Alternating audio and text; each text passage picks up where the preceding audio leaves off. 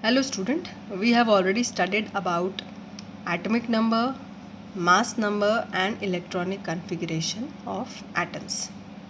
Now we are going to study isotopes and isobars, and we will also see radioactivity. What are isotopes? Students, we have studied that if we take one element, for example hydrogen, then all the atoms of hydrogen should be of similar type, having same number of neutrons, same number of electrons, same number of protons. If we take some other element, for example oxygen or carbon, then all the atoms should be similar of that one element. All the atoms should be similar, having same number of electrons, protons and neutrons. But there are some exception. Atoms of same element can be different. And why do they differ? They differ due to the different number of neutrons. That is, the atoms of same element are having different number of neutrons. The number of neutrons are not same. Sometimes it happen. So such different atoms of same element are called isotopes. And the best example is hydrogen. Hydrogen have 3 isotopes and they differ in their mass number. Mass number is nothing but the number of neutron plus number of proton. So the 3 isotopes of hydrogen are protium, deuterium and tritium. Now there is one more concept which is isobars. What are isobars? Isobars are atoms of different elements. You can see in the table that there are different elements. For example, take argon, potassium and calcium. These are 3 different elements. So their atomic number is 18, 19 and 20. Atomic number is what? The number of proton. Okay. And the mass number is number of proton plus number of neutron. So this number should also differ in all 3 of them. But this is same 40 in 3 of them. So these 3 elements are isobars. Chlorine 37 and argon 37 are isobars. Chlorine 37 has 17 protons and 20 neutrons in its nucleus, whereas argon 37 has a nucleus comprising 18 proton and 19 neutrons. So the addition becomes 37. So they are isobars. Now what is the difference between isotopes and isobars?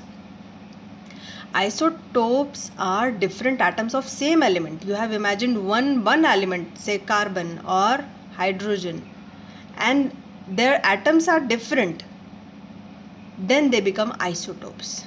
Whereas in isobars, the atoms are of different elements. You have seen that argon and chlorine. They are totally different elements. The second difference is isotopes have same number of protons but differ by the number of neutrons. So the atoms of isotopes, they all have same number of protons but their number of neutrons are different. Whereas in isobar, they differ by the number of protons and number of neutrons. The third difference is isotopes have different mass number, whereas isobar have same mass number. Okay. Now what are the significances of isotopes? Where are they used?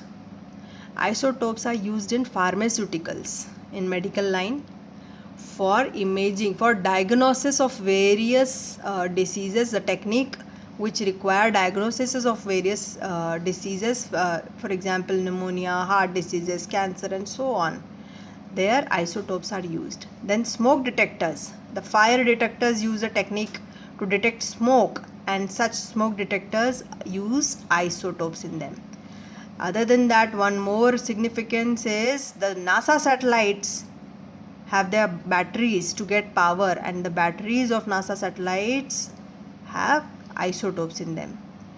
One more use is isotopes are used in the control rods of nuclear power reactors. Now students, nuclear power reactor work on the nuclear fusion or nuclear fission technique, and this is a chain reaction. They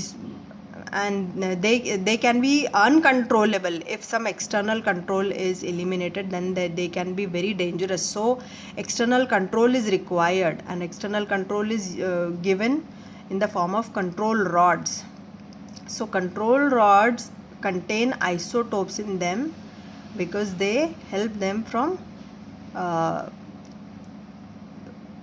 they are present to prevent them from melting down in the reactors. Then isotopes are also utilized as isotope fingerprint that are used in forensic analysis of food preparation sites and techniques. They help to calibrate detectors used to keep our shipping ports safe from nuclear terrorism. If some nuclear attack is there on the shipping ports, then the technique which is used to detect uses isotope. Isotopes are also useful in generating new source of energy.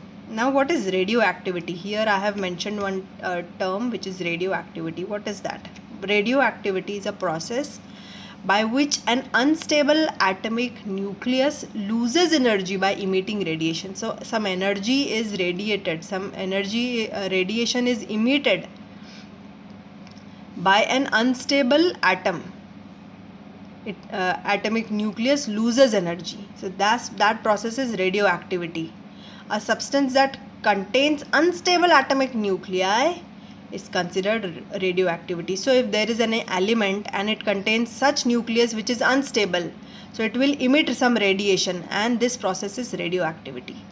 When a radioactive isotope loses some atomic particle from its nucleus, then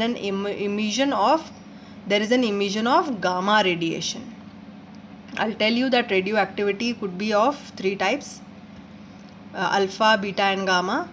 This process is also known as radioactive decay. In this random process that occurs at level of individual atom, radioactivity results in the release of radiation. So some radiation comes out from the unstable nucleus and it loses some subatomic particles. The element that emit radiation is known as radioactive element. That element which is emitting this radiations is called radioactive element. Alpha, beta and gamma radiations are the three common processes which radioactive material loses energy. Some atoms are naturally radioactive while some are made artificial.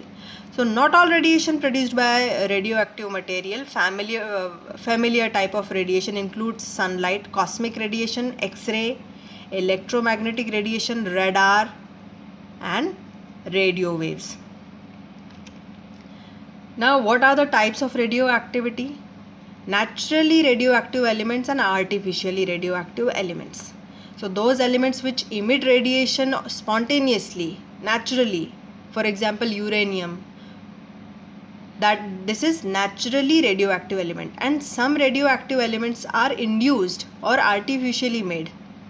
They are bombarded with neutrons. Neutrons are bombarded over them so that they can start radioactivity, so that they can start emitting rays, and such are aluminium is bombarded with alpha particles. This is a artificial radioactivity. What are the characteristics of a radioactivity? Their spontaneous emission of radiation is there. They are independent of temperature. Whatever temperature is there, the radioactivity is not affected. Then nuclear emission. Nuclear is emitted. Then undergo transmutation. Transmutation is one element is changed into another by radioactive decay, nuclear bombardment or anything like that. And it does not get affected by physical or chemical change. Therefore, radioactivity is considered dangerous also sometimes.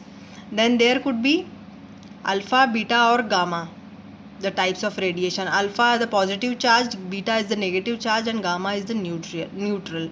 So alpha radiation is the emission of an alpha particle, a helium nucleus. Beta radiation is the emission of electrons, therefore negative charge, and gamma radiation is the radiation used for emission of energic photons. Now these modes of radiation were named by their ability to penetrate matter. Radioactive radiations can penetrate into things. Alpha radiation penetrates a short distance while gamma radiation penetrates the greater distance. I request you to go through this video because this was a bit complicated. This is it for today.